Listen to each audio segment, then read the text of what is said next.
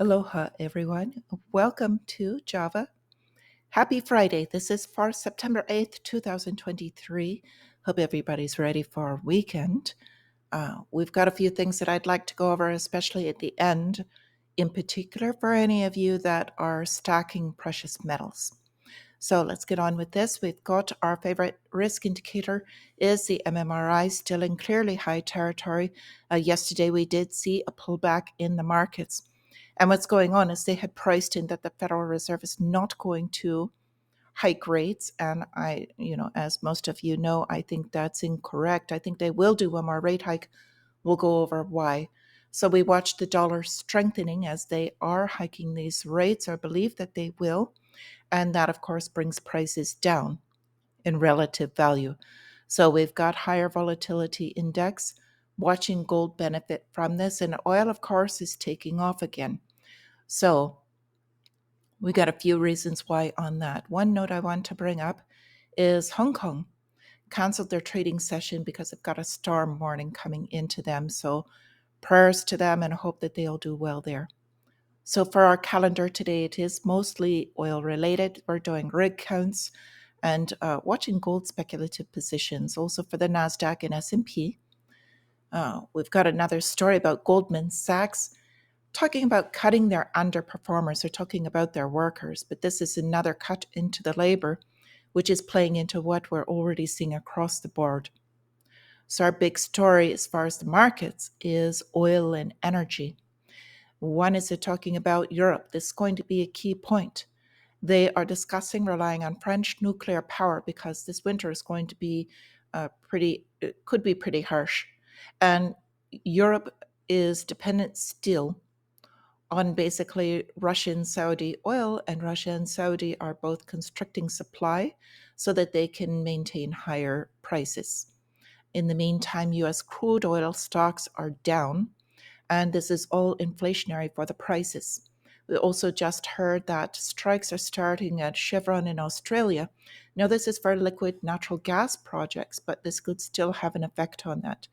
And when the prices of oil go up, inflation goes up, because if it's not made directly in relation with oil, the product, then it is shipped with oil.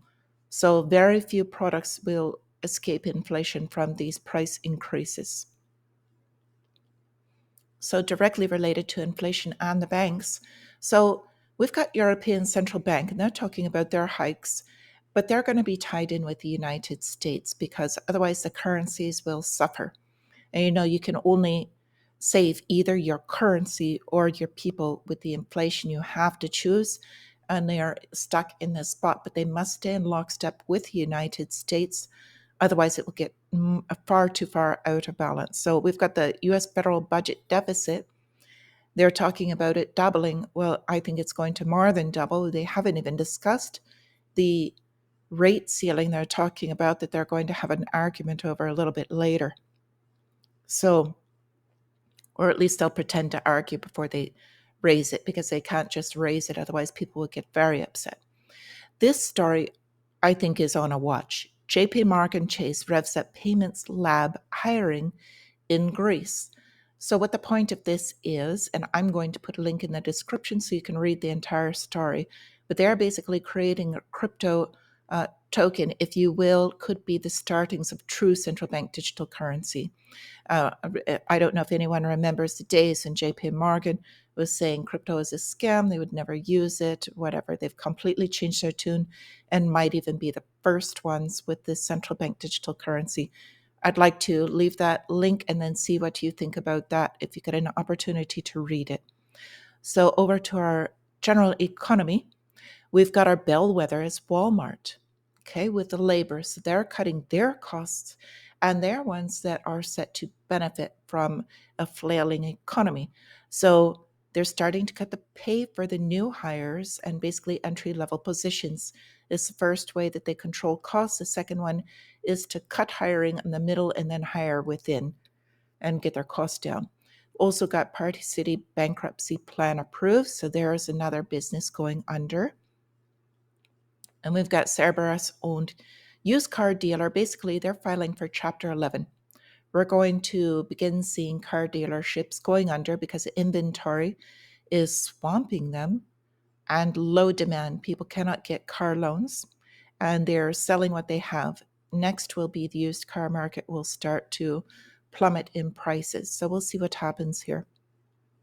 And the trade front, this is really more tied into a currency war, but Pakistan cracking down on illegal dollar trade. So, as I said, currency war, because they watched their neighbors kind of fall under this hyperinflation issues they've been going under.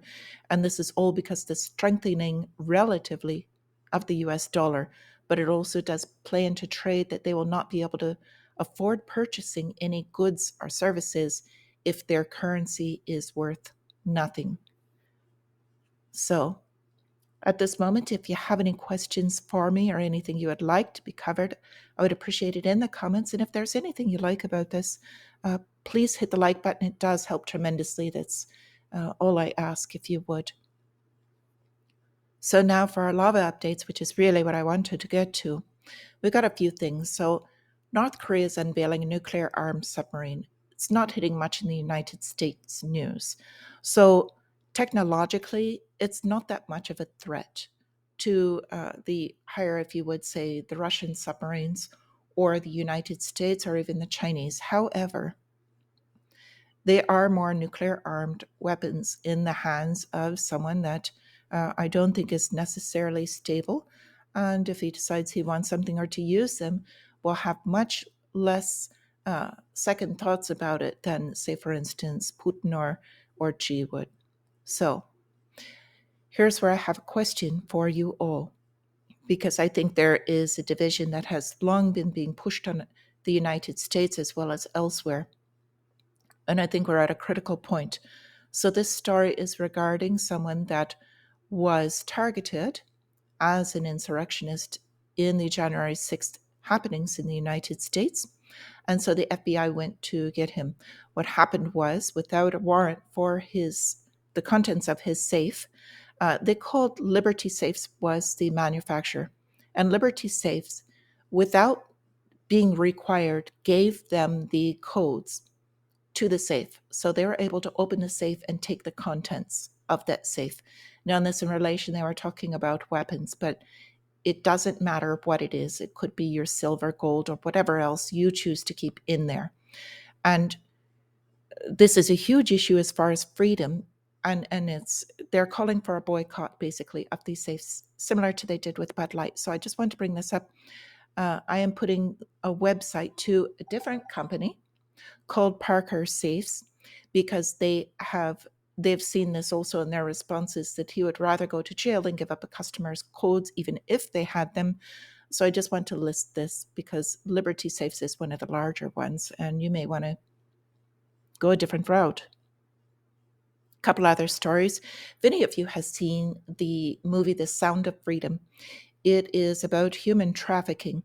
And so the U.S. Southern Command military basically is limiting the showings of this, saying they want to keep apolitical. But this is after everything else that they have done as far as the trans training, wokeness, and everything else. So I don't know. You can read this article, also see your thoughts. If you have not seen this movie, I encourage you to. It is, I'm actually surprised that it got out. But if you got an opportunity, I do recommend that. And also, I've got one last link that I would like to bring up. It's my cousin talking directly. That's actually a housing authority in Maui. Now, I have not said much about this because there's so many people doing fundraisers and trying to get views from this. I did not want to exploit this. I do have family there. I am directly tied in, but I did like what I thought she was pretty well spoken. So anybody that has interest in that, it's near and dear to me. I'm going to put that link as well. So with that, I wish you all a green trading day. We're going to be prepared for this, and we are going to do well. We have a wonderful community. I wish you all a wonderful day. And until I speak with you again, stay free.